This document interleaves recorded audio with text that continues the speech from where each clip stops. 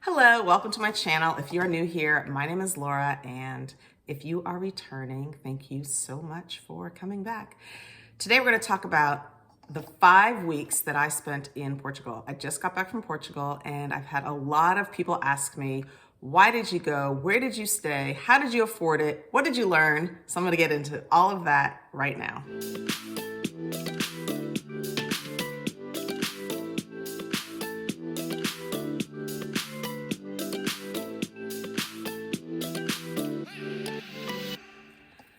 Okay, why did I travel? Why did I travel? Well, to be honest, I had dealt with a very difficult experience over the last couple of years, and I was suffering from trauma and PTSD, and I wasn't working, so I had the time, and I thought that getting away and being in a place that I could just be completely present and get away from an environment that was triggering me would be really beneficial. Let me tell you, that is the case. So that was the reason why I booked the trip. And also it was kind of a scouting trip because I'm thinking about retiring in Portugal or in Mexico. And I've been to Mexico multiple times, but I'd never been to Portugal. So before retiring there, I wanted to go check it out. So that was another reason why I wanted to go. And, you know, it was really a bucket list item. So I figured this is like all kind of coming together. I needed to go, I had the time to go, and I wanted to kind of get a lot of information about the country. So that's why I went. And originally I chose to stay over a month because if you stay in an Airbnb for at least a month, you get a significant discount. So that's originally why I booked it for over a month. But then after I booked the flight, I decided that it didn't make sense to stay in one Airbnb the whole time because if I'm gonna move there, I need to kind of see more than one neighborhood. So I actually stayed in 5 different places. I did. I stayed in 3 places in Lisbon and 2 places in Porto. So how did I afford it? That is the question I'm getting most often. Now, actually, for me, it was free. And I just kind of lucked out. Well, for one, I used points for my flight. So if you have a credit card that gives you airline points, then as you spend a lot of money, you can save that up. The dollars that you spend convert into points, and then you can use those for a trip. So I actually had enough to book a round trip ticket for free. So that was really awesome. So my flight was free, and then I decided that I was going to be doing a really budget stay. 1, because I don't have a lot of money, but 2, I really wanted to experience it as a local. I didn't want to go on vacation. This was not a vacation. So it didn't make sense to stay in hotels and eat in a lot of nice restaurants and do a lot of touristy stuff because that really wasn't the point of my trip. I really wanted to see what it was like, what it would be like if I lived there. So my plan was to go to church and shop in the grocery store and go to the laundromat and take public transportation. And I did all of those things because it's really important for me to really feel the vibe, if you know what I mean. So yeah, that actually made it a lot cheaper. In fact, I'm trying to think of the total cost of my trip. I think it was around $2,500 maybe for 5 weeks for everything. But like I said, it was free because my flight was free, number 1. And then because I ate mostly food that I bought in grocery stores and I stayed in very inexpensive accommodations, that brought the cost down also. But actually, I actually had money that I got back from my escrow account. So that money that I got back paid for my entire trip and then some. So I was really lucky about that, but you really can travel very cheaply. And I'm going to tell you all the ways that I saved money because it's such a wonderful place. And I would really recommend that a lot of people go there if you can. So if you have to book a flight, book it in advance, right? If you're trying to fly at the last minute, it's going to be way more expensive. So I think I booked it about maybe 6 to 8 weeks in advance. So again, I was using points, but that's also, if you're paying for your ticket, it's going to bring the price down. And then also I traveled in the winter. So Portugal is really expensive, or it's more expensive in the summertime.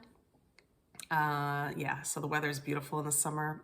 I hear, I wouldn't know because I wasn't there in the summer.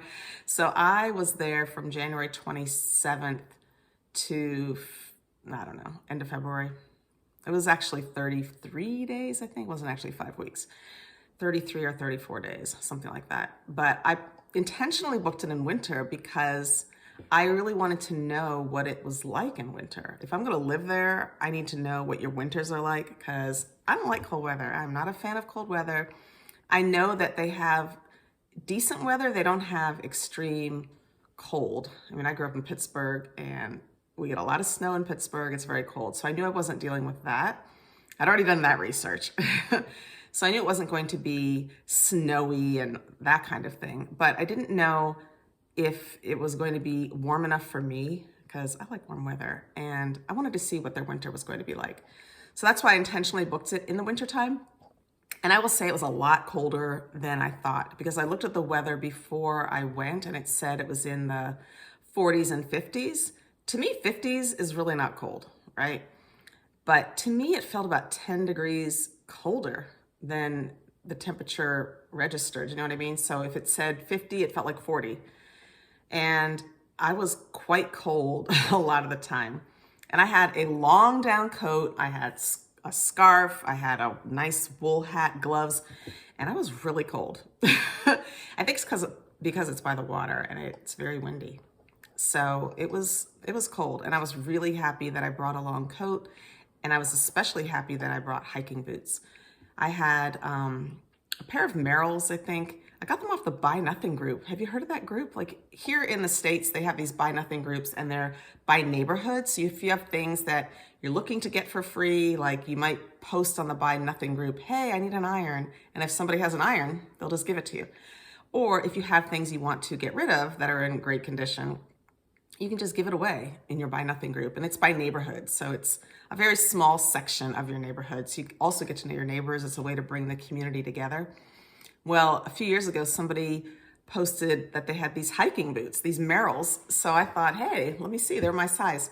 Well, let me tell you, those boots are so warm.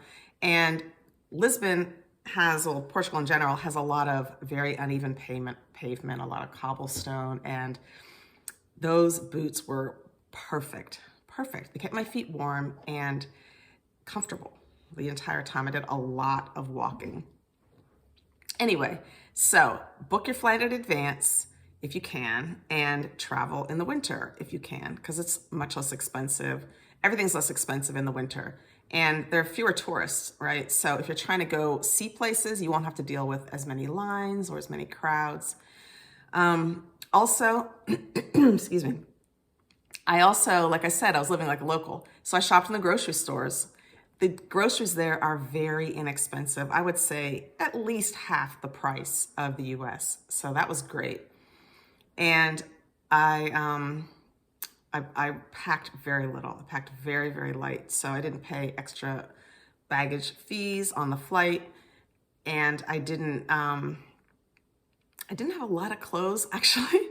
So I ended up washing my clothes every week.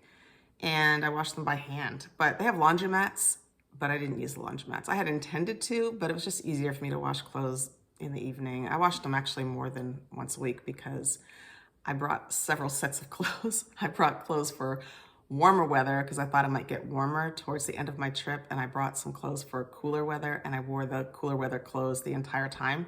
And some of the clothes I didn't wear at all. So I actually only had 4 shirts that I wore over 5 weeks. Can you imagine? I just washed them and wore them again and wore them again. But it worked for me. And then you can also save money by taking public transportation.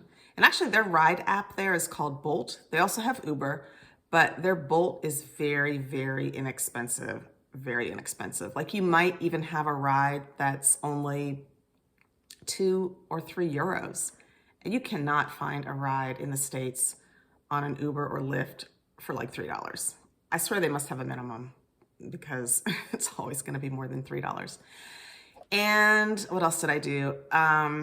Grocery store, public transportation. Oh yeah, I was telling you about public transportation. So I also rode the metro, the trolley. I took the boat, the ferry. So I did not spend, I mean, if I took a Bolt or an Uber, it was very infrequently. I tried to really stick to public transportation. And again, that's also much less expensive than I find that you would spend in the States. So there's ways to travel inexpensively. So I was able to do it for that length of time because of the way I chose to travel. I wanted to travel cheaply. And also my accommodations. Now that's going to eat up a lot of your costs, really. If you're trying to stay in a high-end hotel or even like a mid-level hotel for 35 nights or whatever I stayed, that is going to add up. If your hotel is $100 a night, okay, very expensive. I didn't have that kind of budget. So I stayed in Airbnbs. I actually, for the first time, I got a room in an Airbnb. I was a little bit nervous about that, but I went ahead and did that, and it worked out beautifully. So I did that for 2 of my stays. And then I stayed in an Airbnb studio. That was a 3rd stay. I stayed in a hostel. Yes, I did. And finally, I stayed in a guest house. So I didn't stay in any hotels, right? Any hotels. That was a huge savings. The first place I stayed was in a women's only apartment. So she Airbnbs the extra rooms. She lived in a 4-bedroom apartment, and 2 of the rooms, she doesn't rent out all 3, but 2 of the rooms she rents out to other females. So that was my first experience.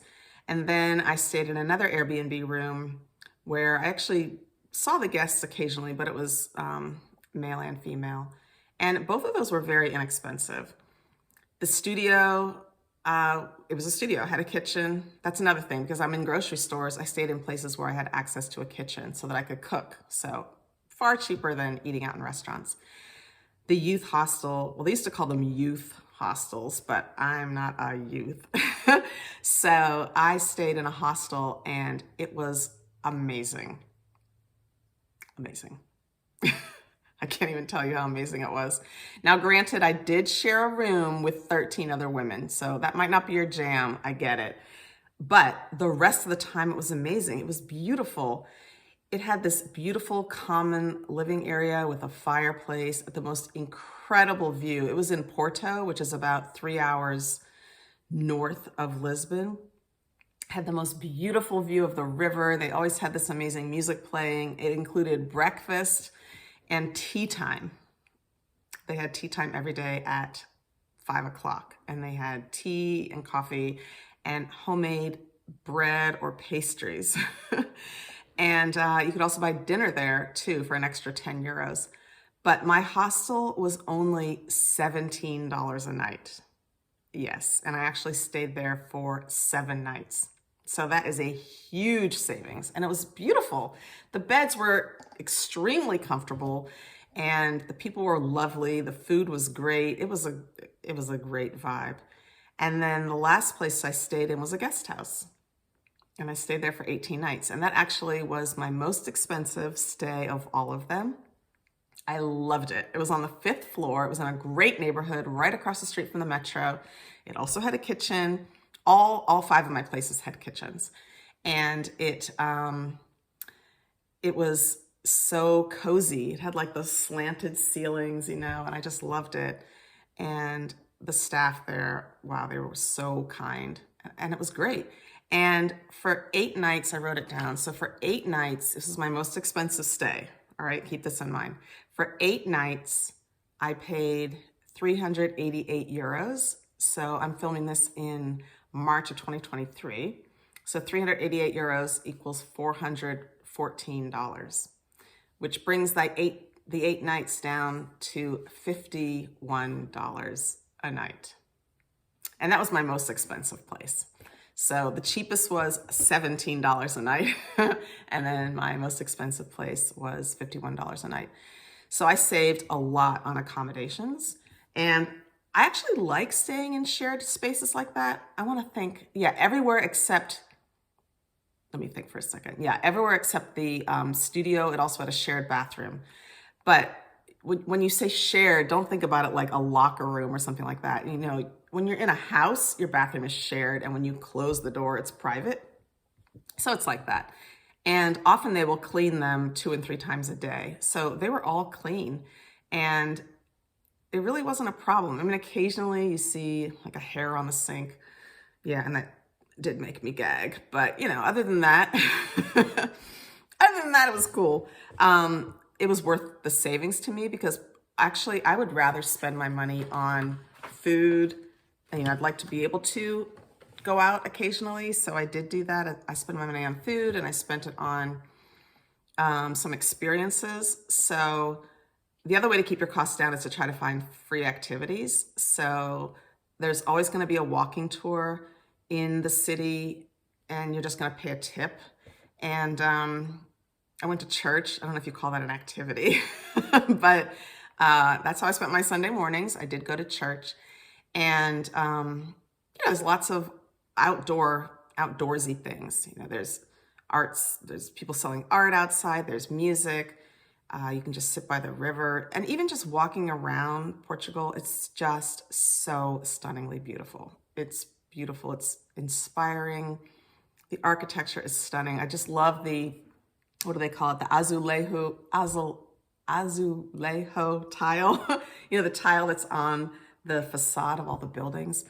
It's just lovely. And so walking around is free, and there's a lot to see. There's a lot of art in Lisbon and in Porto. So there's a lot of street art. So just walking around and looking in the shops and looking at the people was great and free. So why Portugal? So I'm trying to retire in either Portugal or Mexico. That's my current plan. And I've been to Mexico several times. So I wanted to go to Portugal. But why Portugal? Well, Portugal is very safe. It is the 4th safest country in the world. Yes. You could feel the safeness, the safety, feel how safe it was. You know, being a Black woman, being Black in America, being Black and being a woman are 2 ways to not feel safe, right? At least in America. Well, being a woman anywhere, I guess you may not feel safe in certain situations.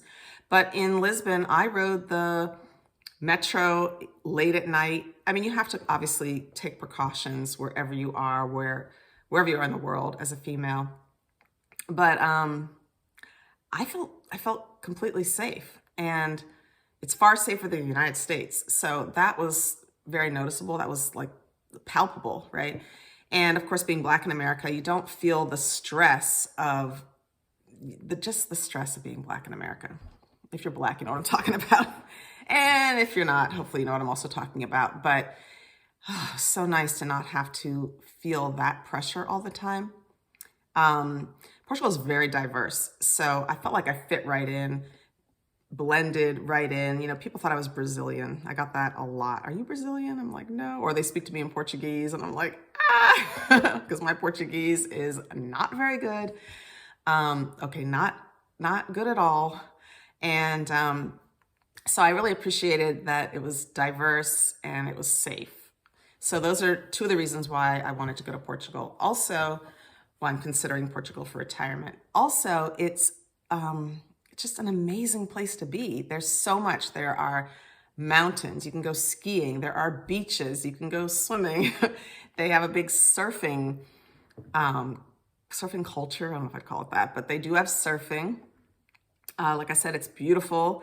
Their nightlife is on point. I felt, to me, Lisbon feels like a cross between Paris and New York. I don't know if you've been to Paris, and I don't know if you've been to New York, but it feels like that, but without the crime and the gangs. So yay.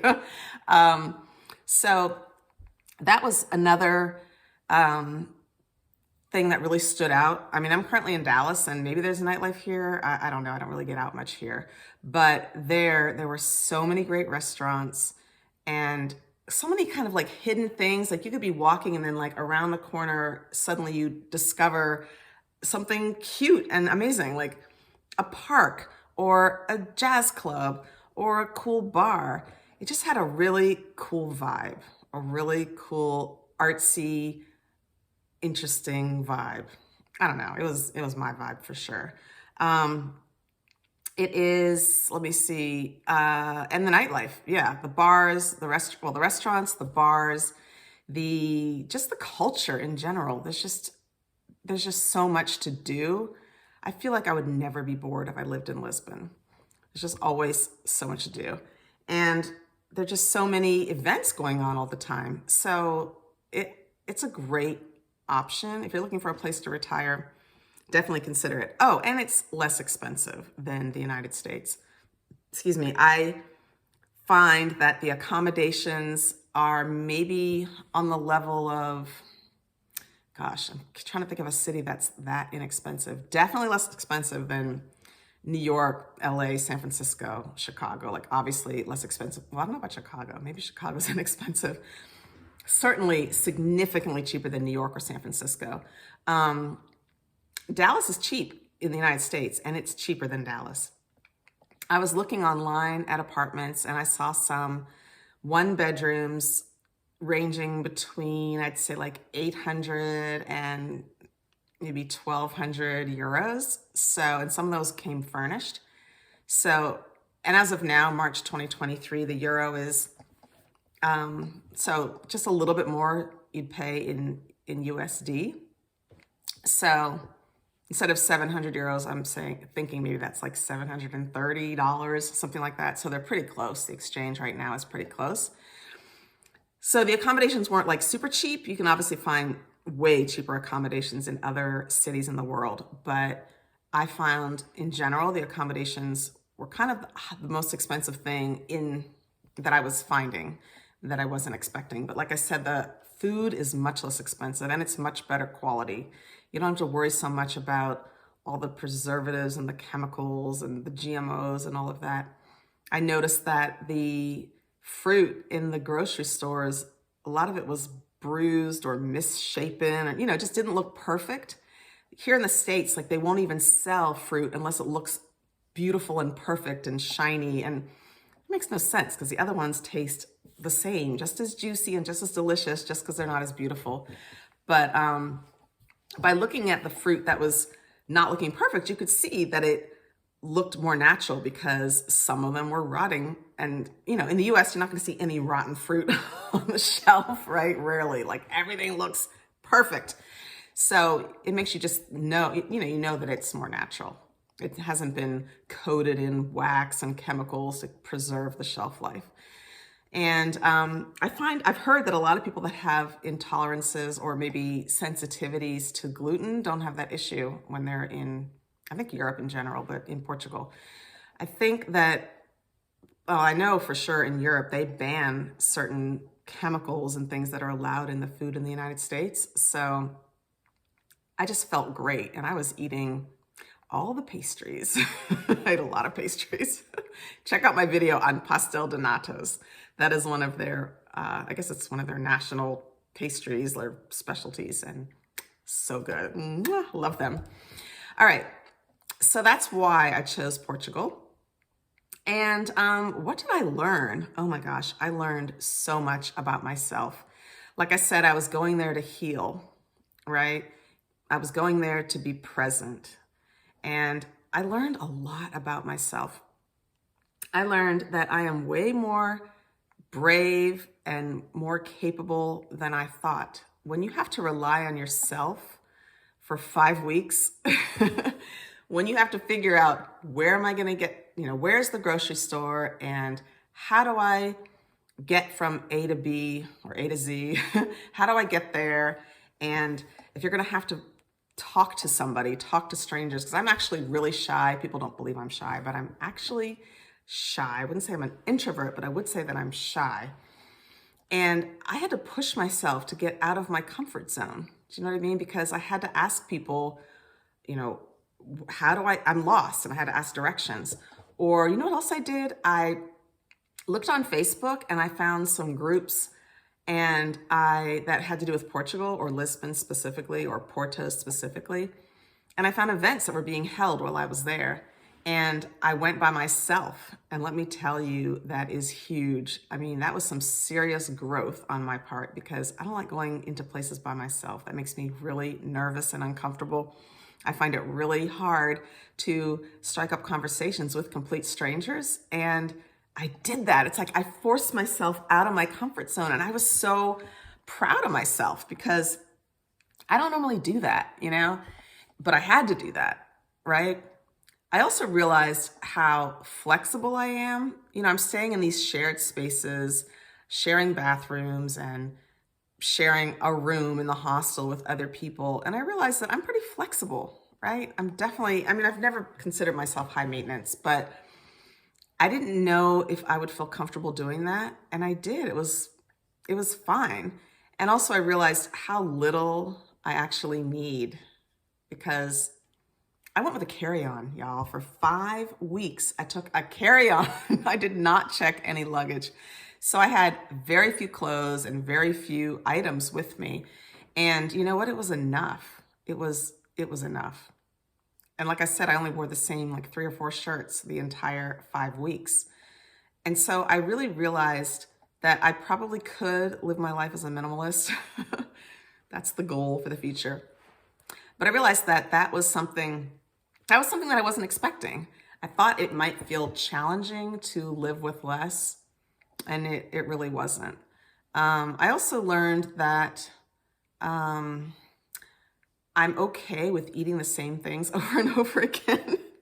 Here in my house here, I like variety. If you came in here and looked at my fridge and in my cabinets, you'd think there was a family of 4 living in here, because I always have so much food. I have 200 spices. I have a lot of food in the cabinets, because I never know what's going to strike my fancy to eat that night. And I want to have the option available. Crazy, right? But there, I didn't do that. It was hard to find salads there. So they have a lot of fresh fruits and vegetables if you want to make a salad, but in the grocery stores, in the restaurants, you don't really see salads as an entree. And so I started really craving salads, because here in the US, I eat a lot of raw food. I love to juice and I love to make salads. It's a big part of my diet. So it was really noticeable when I wasn't getting it. And I noticed at the Aldi, they have Aldi there, and they have Lidl. Is that how you pronounce it? Lidl. Oh, well, anyway, I don't know why I'm trying to spell it, because I don't even know. But they have those grocery stores there. And I found a Caesar salad in the market for a little over €2. So Caesar salad with chicken. I didn't eat the chicken because, I don't know, didn't look great. So I just pulled out the chicken. But a Caesar salad, I ate that every night for a week because it was inexpensive and it was tasty. And yeah, so I learned that I can eat the same things over and over again. And, I felt like I really grew a lot. I really did. And it was just a really healing experience. It really is such a beautiful country. It really is. And people were very friendly. And I worked a little bit on my Portuguese. I learned how to say bom dia and boa tarde and boa noite. So good morning, good afternoon, and good night. And, a few other phrases. And yeah, so that is it. So yeah, that's my experience from spending 5 weeks in Portugal. And I'd love to know if you have been to Portugal, and I'd also love to know where you are considering for retirement. I'd love to know, and why. What country are you considering, or are you going to stay in the United States? The US is super expensive, so assisted living in the US is not in my current budget. Maybe more money is coming, but for now, it's going to be either Portugal or Mexico. I haven't officially decided, but I'm leaning towards Portugal. Oh, because check this out. After 5 years in Portugal, if you get there on your visa, if you renew it, I think it's 2 years and then 3 years, you can renew it for 3 years. After 5 years, you can apply for citizenship. Hello. So in Portugal. And I would love to have Portuguese citizenship, because then of course you can travel to all those EU countries. I believe visa-free, but they're so close. All those countries in Europe are so close together. So that's a real draw for living in Europe as a retiree. So yeah, anyway, let me know if you've been to Portugal and what you liked about it, and let me know where you're retiring and why. And I can't wait to see your comments. Thanks for watching, and I will see you in the next video. Bye-bye.